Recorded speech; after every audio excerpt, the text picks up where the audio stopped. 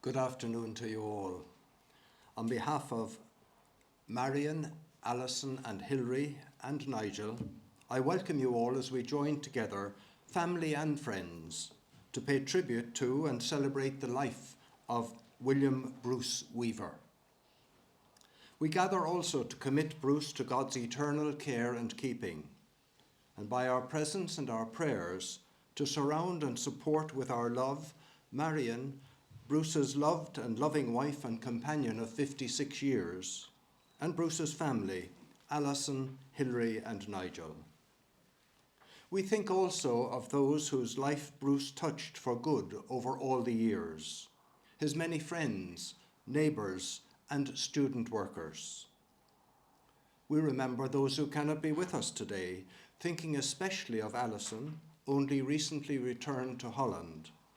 Though not here in spirit, though not here in person, she joins us in spirit and online in our farewell service. Later in the service, family members and others will speak more personally of Bruce. But first, let me set a context for our gathering. Bruce had a long and fulfilled life which brought him the length and breadth of New Zealand. A retired farmer and truck driver, Bruce also was adept at building and restoration of premises. He and Marion, for they have always been together in their endeavours, building their own home, farming in the Sounds, running a ski lodge at Porter's Heights, Castle Hill, rebuilding the business and fortunes of a Methodist hostel, and a spell milling timber. Amongst all of this, Bruce was a keen and capable boater. Indeed, we could respectfully call him a jack of all trades, succeeding where lesser spirits might have failed. If hard work was the norm for Bruce and Marion, they also enjoyed their life together, despite its many challenges, especially in rearing their lovely daughters and seeing each of them do so well in their chosen pathways, and Hilary's choice of partner. Bruce was proud of them all. People warmed to Bruce and Marion, and their enthusiasm for life was infectious. How lovely to visit young people in England and Sweden who had been with them on the farm in New Zealand. Given such an enterprising life, we can understand Bruce's sense of loss and frustration as his health declined considerably since mid-2019. Earlier this year, unable to cope at home in Picton and having been hospitalised several times, Bruce and Marion boldly set about selling their home and moving to Somerset Rest Home in Nelson, where they could be close to Hilary and Nigel. And that closeness to Hilary and Alison's coming home in February were a great support to both Bruce and Marion. And Alison's extended stay was one of the positive effects of COVID-19. Sadly, Bruce, needing hospital-level care, did not get much of a chance to settle into the apartment. However, during his weeks of illness, he was grateful for the care and love shown to him by family and by the staff at Somerset. Even in recent weeks, he was gracious and uncomplaining. And with Marion at his bedside, he slipped peacefully from this earthly life at midday last Wednesday. Though born into the Presbyterian tradition, as young people, both Bruce and Marion were sent to a Methodist Sunday school close to their homes. The essence of that early church contact and learning has stayed with them, at times being refreshed when working in various Methodist enterprises. Even in our sadness and loss, it is fitting that today we celebrate the life of a big, much-loved man, now at peace and at rest in God's nearer presence. It is with this in mind that we hear a passage from St. John's Gospel, which Marion's sister Dorothy will read.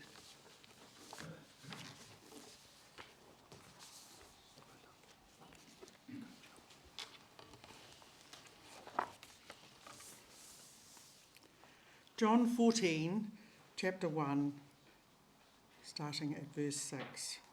We hear the promise of the resurrection as it's told to us in St John's Gospel.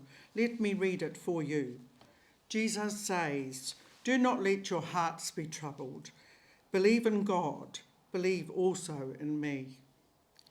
In my Father's house there are many dwelling places. If it were not so, would I have told you that I go to prepare a place for you? And if I go and prepare a place for you, I will come again and I will take you to myself. So that's where I am.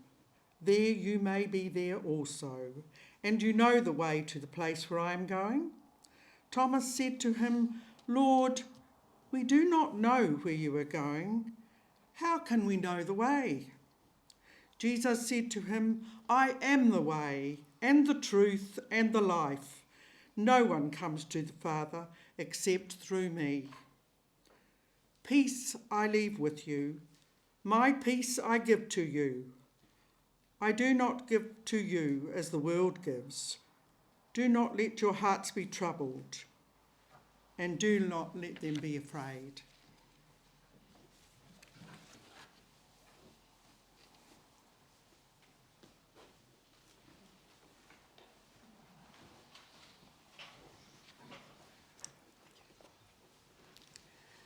So Dad lived a full life and never really retired, driving a truck until 80 years of age. I used to joke with him that he was the oldest truck driver in New Zealand. There was little he could not do. He had many dreams and projects which drove him. These included building a lodge in the Marlborough Sounds, a 200 square metre house, building the start of a fifth-wheeler motorhome and rebuilding several cars.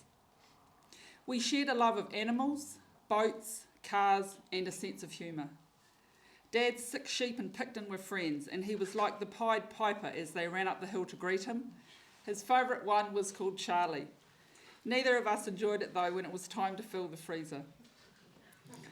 Growing up in Southland, our summer weekends were spent in Roxburgh, tobogganing and water skiing on the dam or Lake Waihola near Dunedin, in Chatham too. In the 80s, our aluminium catamaran was our mode of transport in the Marlborough Sounds, and a jet boat carried us in and out of Cecil Peak in Queenstown in the 90s. Boats were an enjoyable part of Dad's life on the lakes and the sea. Dad tidied up a Morris 1100 for me, which was my first car, and guided me with all of my other car purchases. I must say though, the Fords were not always good to us. One trip to Christchurch in the Ford Transit, called Henry, ended up with us stranded on the roadside near Amberley in the dark of the night. One escort lost a sump on the Kaikoura coast after hitting a rock on their way to visit me in Queenstown, and another was used to transport sheep, removing the back seat. Only Dad could do. Dad brought my pride and joy, the Ford Escort gear, back to life after I wrote it off on the Milford Road. I recall calling him in distress to tell him, and he said, "Oh, don't worry about that, they're still making cars as long as you're okay." Never did I have to pay for an oil change or the brake pads to be changed, which was great. I rarely had to call a tradesman either. When I had my restaurant in Picton, as Dad carried out the maintenance, he was always on hand, and if you asked him to do something, he would never forget. And he would even call round to my house in Picton at 7:30 in the morning to fix something. Who needed a sleep in? There was a way to do things in Dad's way. He did nothing by halves, creating and fixing things to last, double the strength necessary. Our house in Picton will be the last one standing, should there be a magnitude 10 earthquake for sure. Everything had a use in Dad's eyes, and he could make something out of nothing. The recent lockdown was spent sorting through the may come in handy piles underneath our house. Alison and I laughed about taking things back to the dump where they had been collected from years before. Dad will be remembered for his ability to tell stories and take off people. He loved to tell a story which were always done in lots of detail. Latterly, this was usually about trucks, or anything for that matter, as he had such a varied work and life experiences. From 2000 onwards, I never was too far from Picton, which I am so grateful for now. My father-daughter time I will cherish. Your determination and drive will live with me forever, Dad.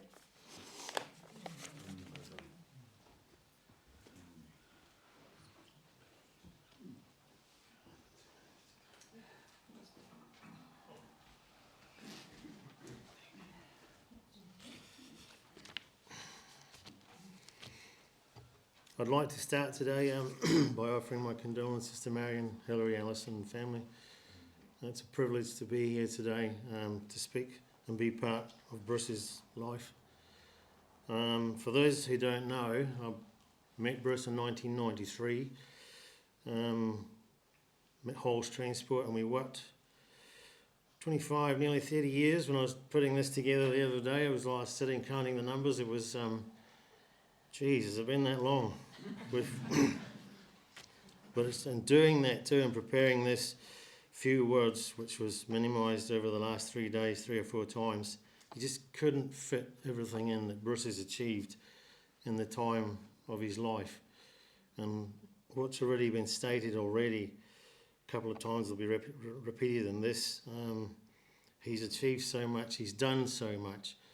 He chose jobs that other people would shy from many, many times and wouldn't even achieve half of what he's done.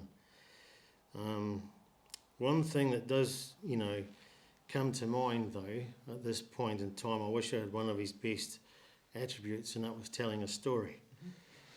I was sitting there, if only you were here, I could do with you now.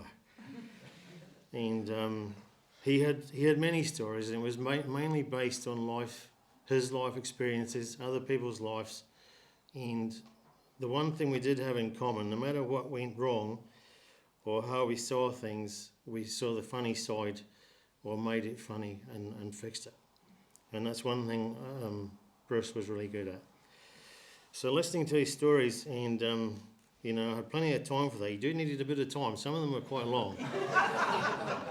And they used to wonder when we were at work, quite a lot of times we'd sit in the office and what are they talking about? We were there for ages and ages. But it was I found it interesting, and I've learned a lot from Bruce, and I wouldn't have got where I am today without his mentoring, his help, his advice, his challenge. Well, he was challenged on advice through some of my relationships, but nevertheless, he was a patient man. Might not have worked, but it got there. I did appreciate his help, and he was good at listening as well. The 3 hardest jobs he could have picked: farming, he was working on the Straitsman for a while, a real tough job, and then truck driving, another hard one, so I'm still in the transport industry, and it's very, very tough. There's nobody coming through that can do half the stuff Bruce and I used to do, Bruce especially. A lot of companies would use driver trainers to test new drivers, young drivers coming through.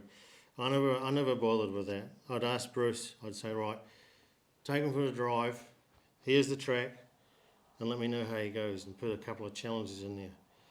Depending on the time it took Bruce to come back was how good the driver was. But he was 99 to 100% right every time.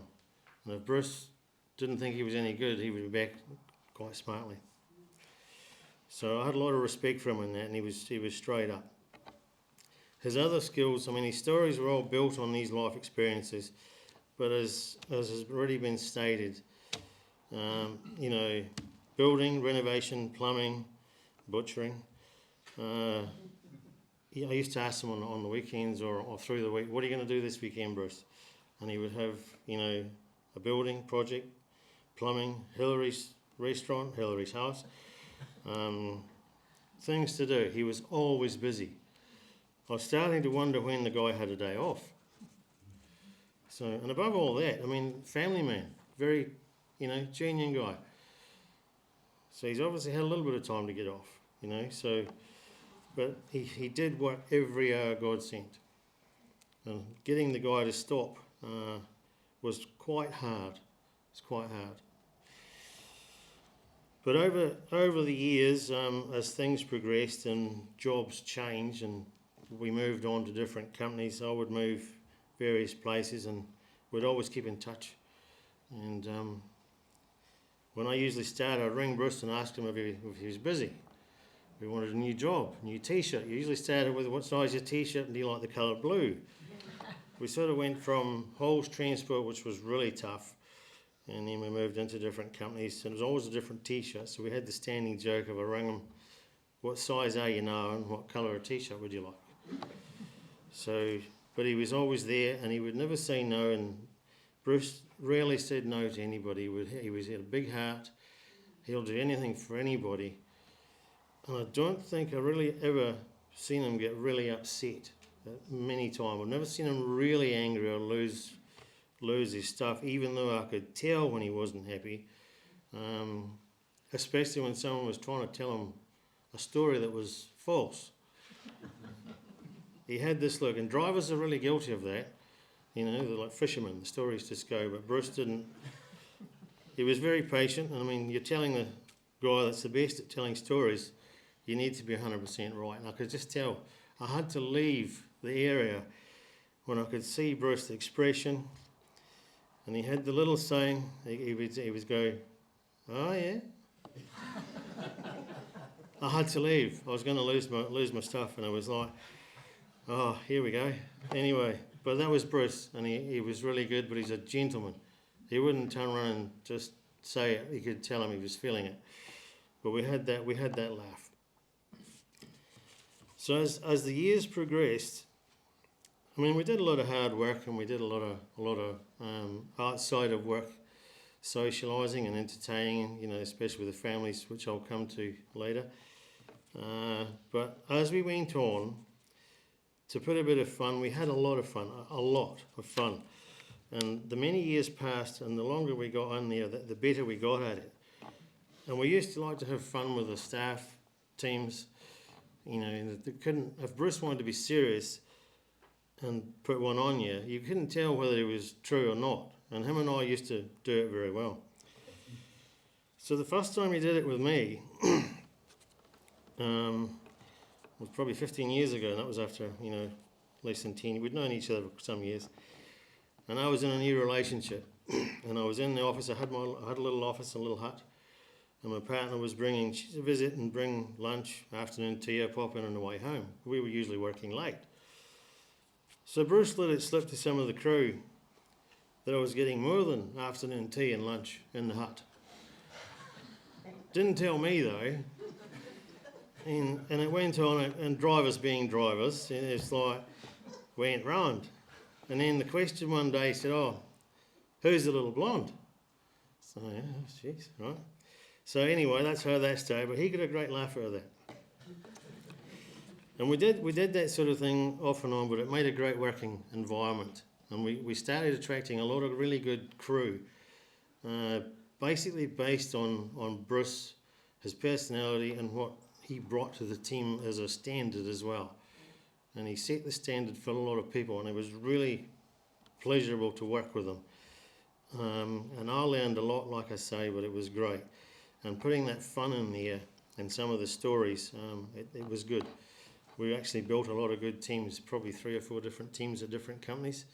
And we're all still friends with quite a lot of those people today. Sadly, some of them are not here, which re-emphasises the innings that Bruce has achieved. It's proud to say that. He's one of the very few that can do that.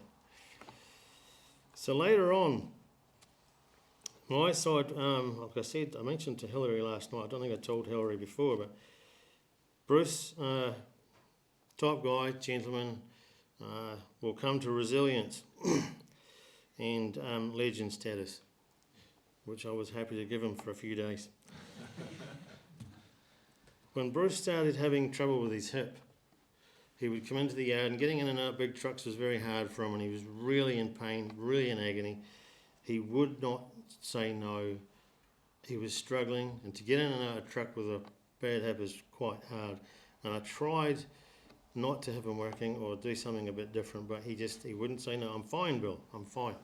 I'll carry on. He didn't like being asked 2 or 3 times, but once he told you were fine. Anyway, I was standing in the office, and he got out of the truck one day, and he really landed on the hip the wrong way, and he was really in pain. And the office girl and the night shift manager was standing there, and they said, oh, gee, I'm keeping my language right, because I would like to get invited back in someday. They said, oh, geez, what's wrong with Bruce? And he got out, and you could see he was in pain. He could hardly lift his leg. So me being me, straight-faced, in my office. I said, well, you don't know the story. I said, oh, right. He actually told me, but you have to keep it a secret. You can't tell anybody. I said, Bruce did a big shift the other day. He went home, went to bed, and he's got a 4-poster bed. And he tried to throw the leg over and he hit the end of the bed. And I kept my face straight all the way through. Back into my office, shut the door. Being a female in the office, there was the lady I was told, the night shift manager was like... Anyway, that put Bruce into legend status, and the respect he got for the right... He achieved my goal and the humour. A few days later, the night shift guy had the braveness to ask Bruce, "How do you do your leg, Bruce?" And he told him the truth. And then he told him what I told him. And Bruce, being Bruce, had the best belly laugh you could ever get. It was a genuine belly laugh, but he did see the funny side. He did see the real funny side of that. But it was a good environment. But those are the sort of things we did, which made it a pleasure to go to work, and it was a privilege to work with them. That being said, though, my parents came to New Zealand on numerous occasions, and they're only grandsons here, so big pull to get them here. But once they got here, Bruce and Marion made them so welcome. We were invited to dinner at Hillary's as well, Christmas dinner a couple of times, I think. I even got a job at the bar one Christmas. That was bloody dangerous. It was like we got through it, but it was really great. Bruce and I both had jobs. We did what we were told, and it was a fantastic Christmas day. Mum and Dad's thoughts are with you today. So over that, my parents are still good friends to this day, and I think they still keep in touch. So it's just a little bit hard. They're getting up there a little bit. So to sum all that up, and we could be here all day, and I could tell you a lot more stories, but would never fit that in. That Bruce truly deserves. But if you know him well, you'll know most of the achievements that he's done and the kind of gentleman he was. He'll be well known. He's well known through all the industries, especially truck driving, farming. I used to work on ex-farmer, so Bruce and I hit it off really well. I was saying to Hillary last night, when I moved from farming and went driving with Bruce and the guy that he was working, sadly he's no longer there, I had one guy one side telling me to effing drive it like I stole it, because I wasn't going quick enough. First day in the job, it's like, well, you don't want to do that when you've got the boss sitting beside you there. So then Bruce on a different story, slowly, methodically, kindly, patiently, and above all, he's a really good teacher. We hit it off really well. So for that, I'm very thankful. So well known, well respected, well loved, always be remembered. That's one thing I can say about Bruce. Bruce was a true ambassador and a great mentor, for any industry or any person. So my two main words is well done, Bruce. 3 actually. It's a sad loss. Good friend gone. Thank you. Thank you, Billy. Thank you.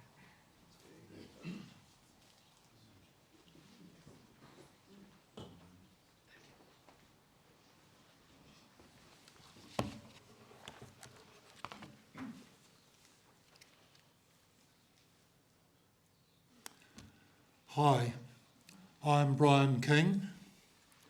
I'm a brother-in-law of Marion and Bruce, which makes me a proud uncle to Alison and Hillary.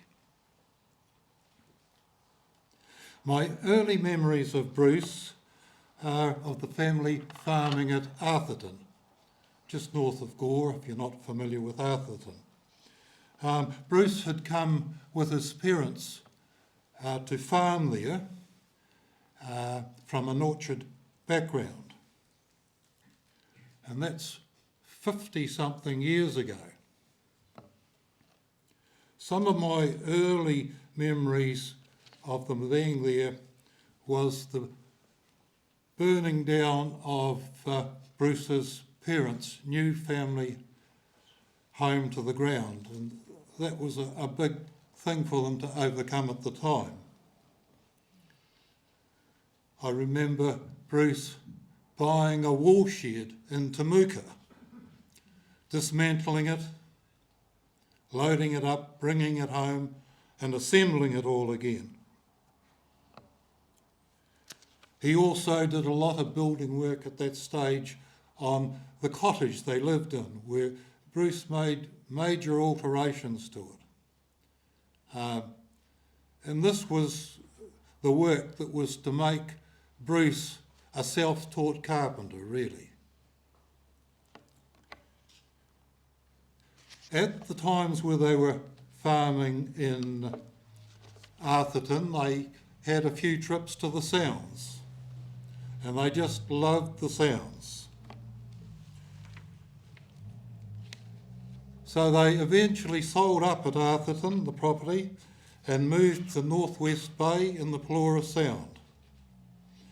It was a farm property with an old homestead called Tarora. They built frame-off houses there for units for people to stay in. They also moved all their not all their machinery, but quite a lot of machinery and stock from Arthurton to Tarora, by road up to the Sounds, barged into the Sounds. They did a really lot of hard work there. It was really quite an idyllic place, on the foreshore of the Sound, looking out over the bay. A place to dream and live forever, really. Then, unfortunately, the stock share market came, and things weren't easy. The property was sold, and being a very, very difficult time, but together they represented a very formidable team. Bruce took up various tasks around the area. He had a job of clearing the power lines of bush and scrubs on the Sounds. He did manuka firewood in the Clarence River.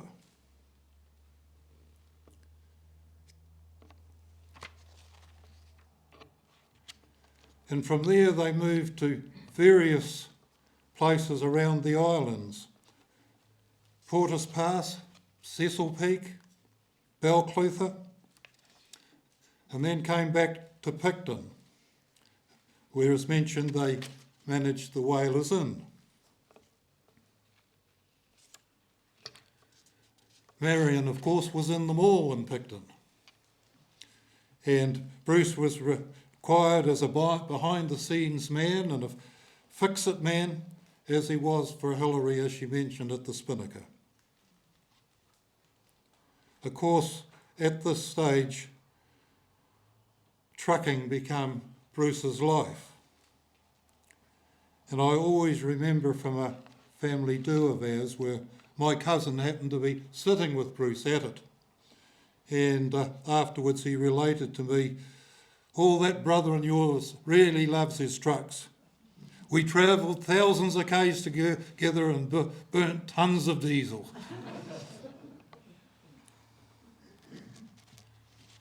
He couldn't quite get away from his farming brand, and of course he had fire protection animals on the lower part of the section there. I was very relieved to see a ram that I'd heard of, not in the photo there today. There was one of Marion's big birthdays coming up, and it was being held at the Spinnaker. And talking to his sister, "Oh yes, we've got all things organised. We've got the meet organised. Bruce has called the old ram." And of course, in trepidation, we all waited. And But due to Hilary's culinary skills and no doubt some advice on Marion of how it would need to be done, it was actually beautiful eating. Bruce at this stage used his self-taught skills because he'd built the home at Dorset Street. And this was a big challenge, but one that Bruce relished and enjoyed. And it's quite a statement, looking out over Picton and over the Sound. The area under the house is, of course, enormous, as those of you who've seen it will know, which allowed Bruce to create the Dorset Street Museum. Bruce was an avid tip attender. He usually brought home just as much as he took. If it was anything to do with farming, trucking, building or fix it probably had a job to do sometime. Over the last couple of months, quite a lot of it has been returned.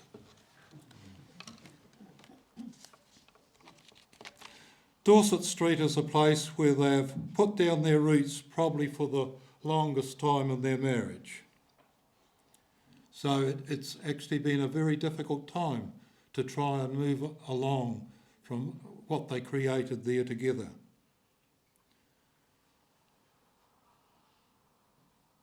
Bruce's failing health and loss of mobility, Marion was an absolute strength along with Alison and Hilary to keep him pegging along. At this time, I remember a conversation with her sister. Marion was asked, "How did you get on with Bruce's doctor's visit today?" "Oh, very, very good," Marion replied. "The doctor told us everything I had told him."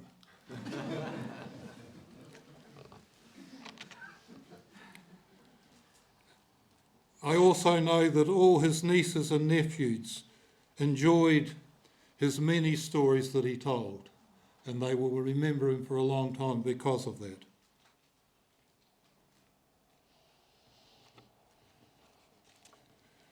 Bruce, you have had a full and testing life, but you always rose to the occasion, sometimes in trying circumstances.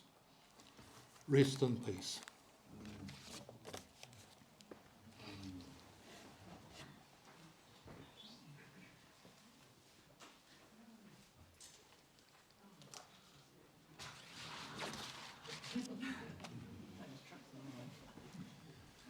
Now, as I said, Alison will join us online, which is lovely that she can do that.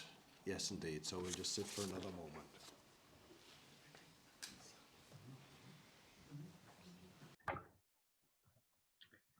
I'm pleased to be able to join you all today, even if it is remotely, celebrating Dad's life. I think that COVID-19 changed the world, but it also meant amazing, and we were very blessed in our family to actually have been all together during that period. In fact, I came to New Zealand in February and I didn't leave till a couple of weeks ago, so we encountered all of the level 4 together as a family. Hilary coming from Nelson to be with us, with Mum, Dad and myself since March, April, May and into June. We were together as a family and packing up the house and experiencing memories and going through 25 years of their belongings and things was actually a unique experience and something I feel very blessed to have been part of. So I just would like to talk about Dad, how I saw him and how incredible he was as a father and his values in his life and the things and people that he touched and did things with. I think that knowing that in the first few days of level 4, Dad was in hospital, level 4 lockdown, and when the hospital said to Mum and I that he needed to go into hospital care, and then we couldn't take him home. So the next day they said, okay, there is no hospital care in Marlborough, you need to take him home.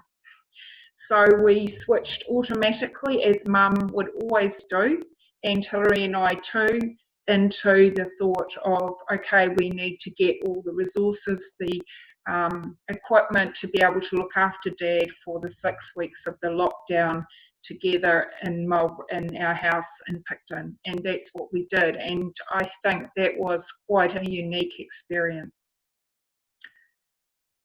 Dad, I think maybe many of you don't know about Dad's early life. He grew up in Roxburgh in Central Otago. His parents were orchardists, and I think he had a real desire actually to be a pilot.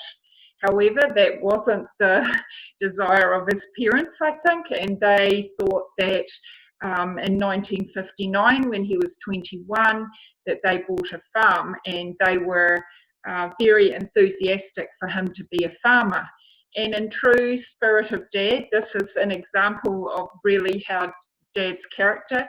When Dad was 21 in 1959, he drove a tractor from Roxburgh on his 21st birthday to Pukerau, 90 kilometres away, to relocate it to the farm.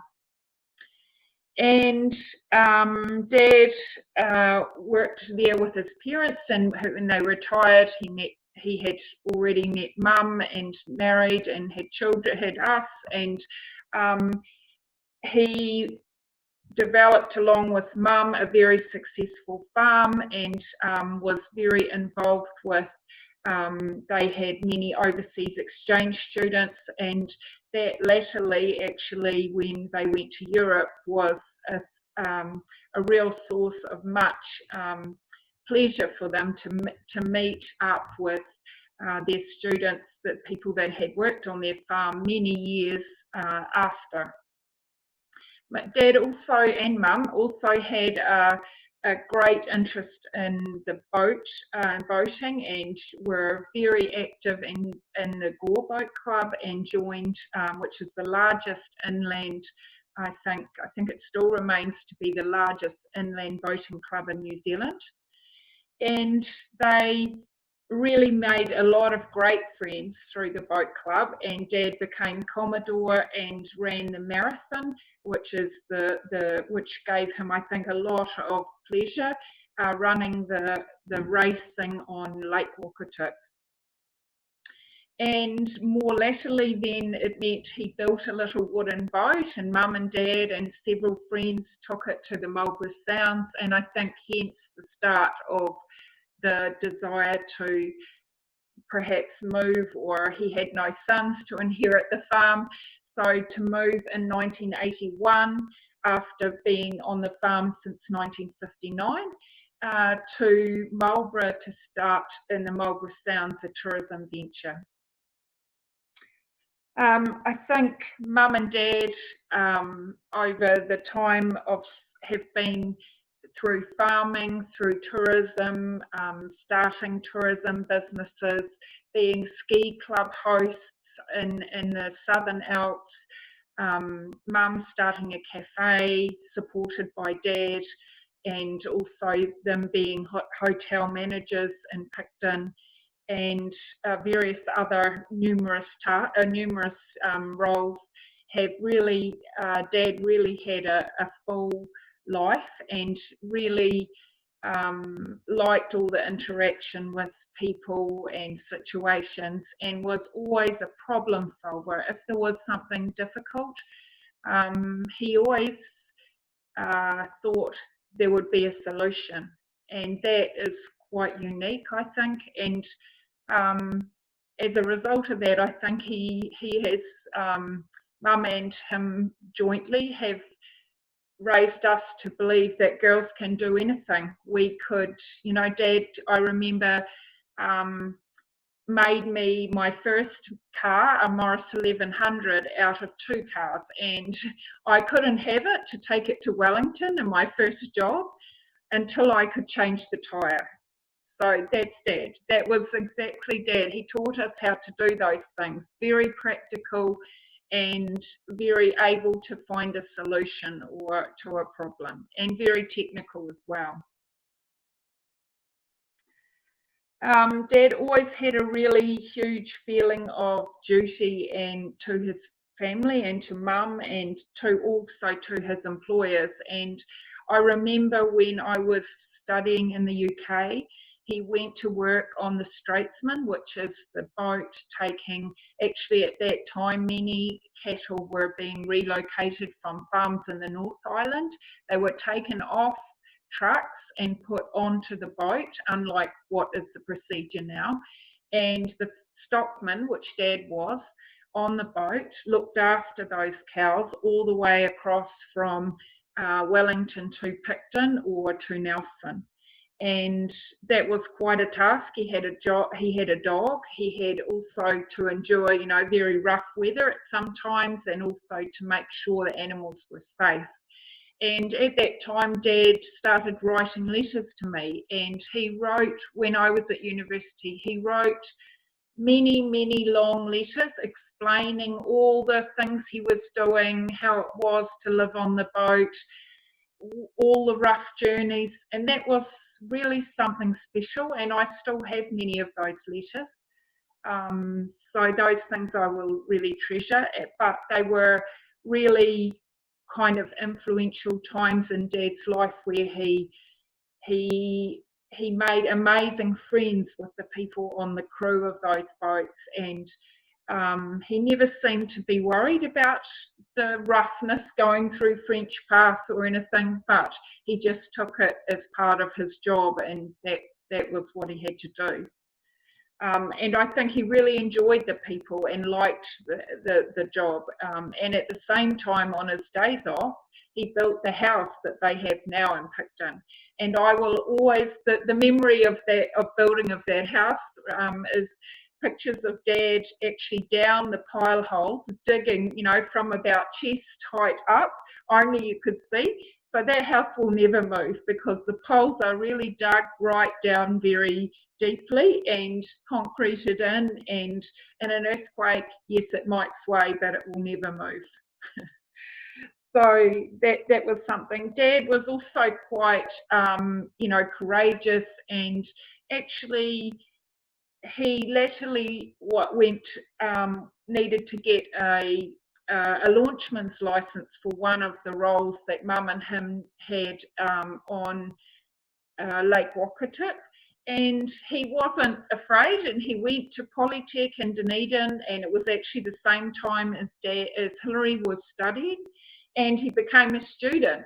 He had, of course, all the practical knowledge from skippering many, many boats in the Marlborough Sounds and little boats that we'd had, pleasure boats, but he didn't have the paper qualification or the exams. So he went to Otago Polytech, and he became an adult student with other fishermen from all around the world, New Zealand, and yeah, he sat the exams and passed his launch master's certificate, which was really something, I think, really important that he did that, and also something, a real achievement for him.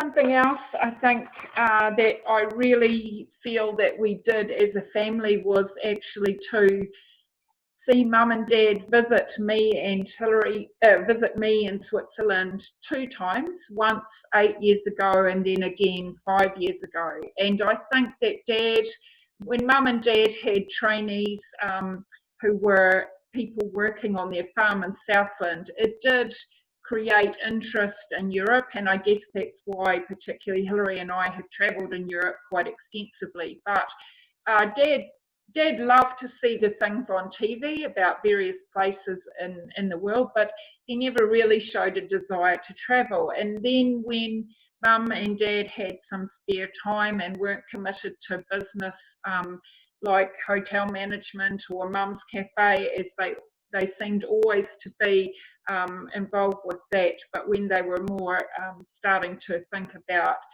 slowing down, then, and also had some money that they could travel, Hilary came with them, and they came to Switzerland. Well, the really amazing and wonderful thing, I think, was to see Dad. I never forget, on the first day we woke up in Switzerland, they woke up in my apartment in Switzerland, and Dad had planned, and I said you could do anything he wanted to do. What about going to the Mercedes factory or the museum in Stuttgart? And I knew he had driven many Mercedes trucks. So prior to the visit, I made a booking online, and he had prepared a picture book with all the Mercedes trucks that he had driven in his life, and he had brought it with him. So he and Hilary, up they get really early in the morning, and off they go on the train to Stuttgart from Basel. And they went to the museum, the amazing Mercedes Museum, which I think it was just quite brand new then. And actually he talked about that journey, and he told many people about that, and it was a memory that he never forgot. And I think that was quite special, that we could allow him to do and see things. And another instance, during the time we went to Tuscany, and we took a little house in the countryside, and Dad, during that we went to see lovely little villages on mountain tops and experienced the beautiful scenery of Italy, which Mum and Dad both wanted to do. And Dad, however, said, right, if we're in Italy, I believe that we could go, we're not that far from where the Isle of Gio, where the Costa Concordia actually went down, which is in 2012, just to remind people, the Costa Concordia was a large cruise boat that made world headlines and hit rocks off a little island off Tuscany.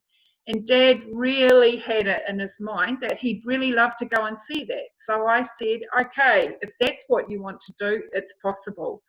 So we made a plan. We got on the train. It was quite far away, and we went to the port of Santo Stefano, where we believed you probably could go up a mountain and look at. I had been travelling for work, and I really hadn't had time to investigate it extensively, but I believed we probably could see it, because on the news items in New Zealand and all over the world, you could see land. So you thought the land was really close, you could probably see it from the land. So we asked people in this little port town, oh, can you see the Costa Concordia? And everybody, okay, people didn't speak great English, but they all said, oh, no, you couldn't see it. There was nowhere you could see it. So I thought, this is a bit strange. And Dad, we'd really spent the whole morning trying to get there. And so I said, let's ask someone just walking down the street. So we asked somebody, and they said, oh, yes,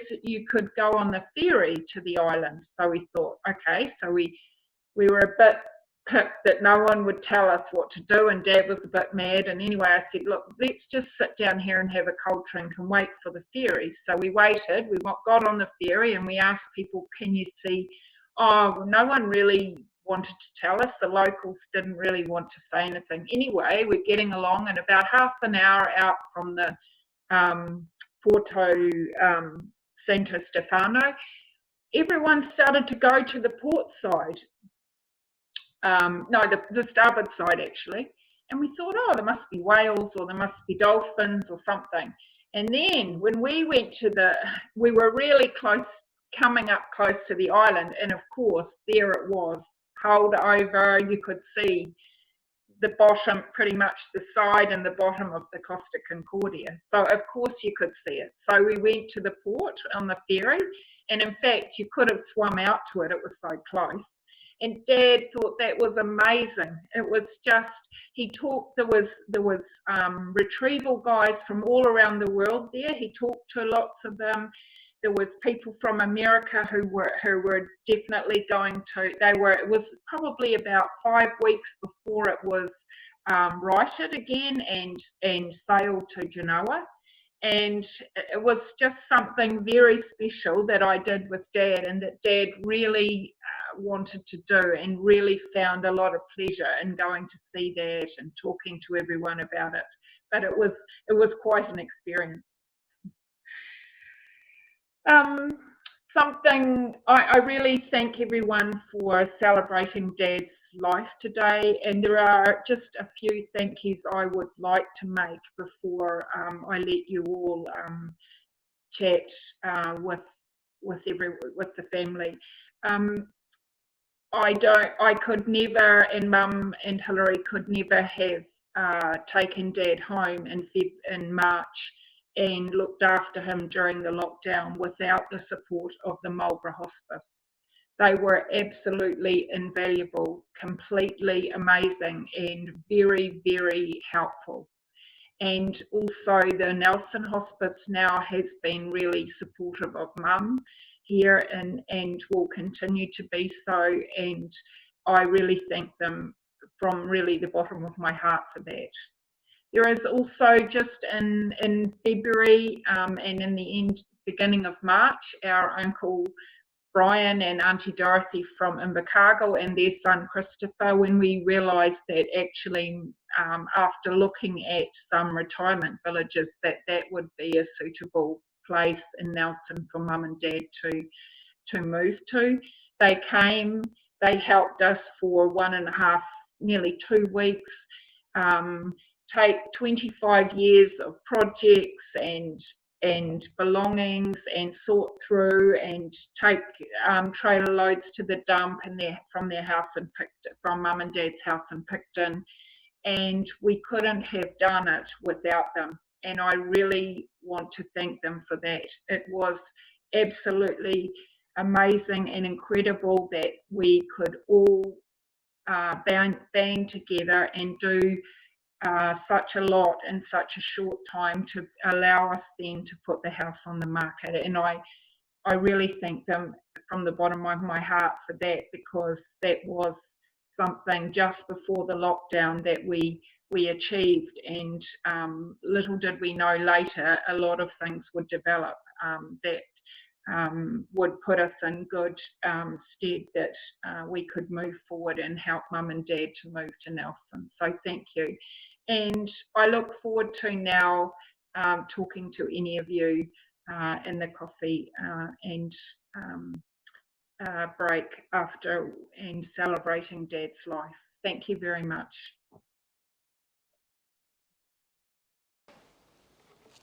In a way, we continue that quietness. As with Thanksgiving, we remember Bruce, a loving husband, father, uncle, friend, neighbour and colleague. For our hope that he's now at rest and at peace, safe from all earthly troubles, resting in God's eternal embrace and reunited with those loved ones who have gone before. And our thoughts are with all who mourn the loss of loved ones, especially with you, Marion, Hilary, Nigel and Alison, also with Dorothy and Brian, Ruth and Norman, Jean and Albie, and the wider circle of family and friends. And we remember the staff at Marlborough Hospice and at Somerset who have known Bruce and will also mourn his death.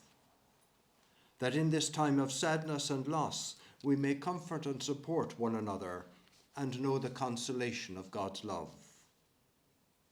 And at this critical time, we pray for people around the world who have been adversely affected by the COVID-19 pandemic, for individuals, families, and those working to overcome the virus. And so we pray for the healing work of doctors, nurses, and carers in the hospices, homes, hospitals, and communities of our country, that all who work to give care, healing, and hope to others may have skill, understanding, and empathy, and that they may be given wisdom and strength for their work. And as we recognise all that Bruce achieved and enjoyed in life, and our hope that he's now at rest, realizing our own mortality and frailty, we pray for ourselves, that in our turn we may have a safe lodging, a holy rest, and peace at the last.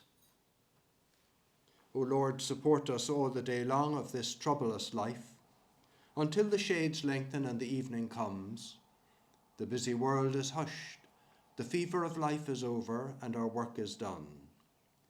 Then, Lord, in your mercy, grant us, with Bruce, a safe lodging, a holy rest, and peace at the last. Through Jesus Christ our Lord. Amen. And so we come to the committal and the commendation. Today, as we reflect on Bruce's life, we're filled with a mixture of emotions.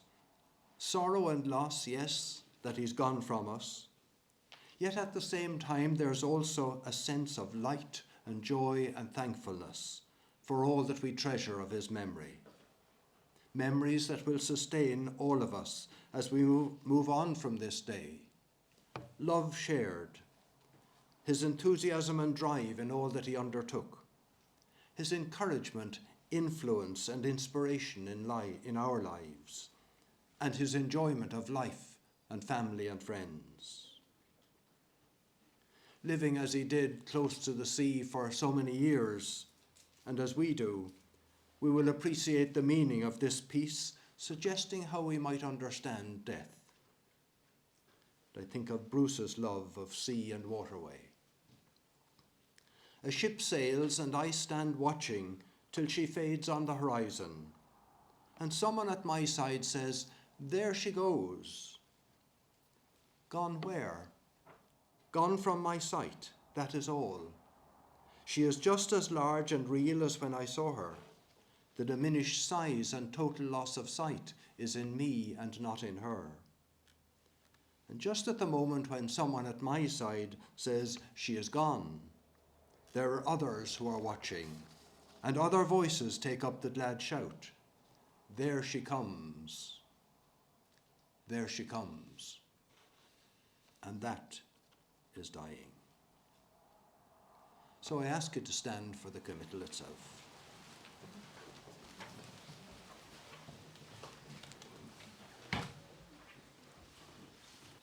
Blessed are the dead who die in the Lord. They are blessed indeed, says the Spirit, for they rest from their labours. With confidence we say, Bruce, go now, go and be at one with the world and the stars and the warmth of the sun. Go in peace, go in love. Bruce, go now and be at one with the seeds and the trees and the flowers that blossom. Go in peace, go in love. Bruce, go now with your hopes, with your wonders, with your questions. Go in peace, go in love.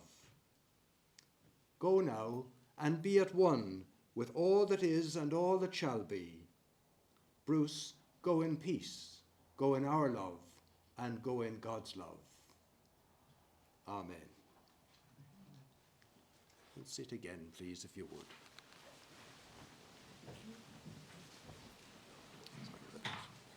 So as it says on your service sheet, a word of thanks to everyone for being present and for your support of Bruce and the family in these recent months and weeks. And again, following this service, you're warmly invited back to Simplicity Funerals at the Haven, and there to share in light refreshments and to continue your chat about Bruce and to see photographs of his life. And so two things remain for me. Just a poem, and it might well be Bruce still influencing and inspiring each of us. You can shed tears that Bruce is gone, or you can smile because he has lived. You can close your eyes and pray that he will come back, or you can open your eyes and see all that he has left. Your heart can be empty because you can't see him, or you can be full of the love you have shared. You can turn your back on tomorrow and live yesterday, or you can be happy for tomorrow because of yesterday. You can remember him and only that he's gone, or you can cherish his memory and let it live on.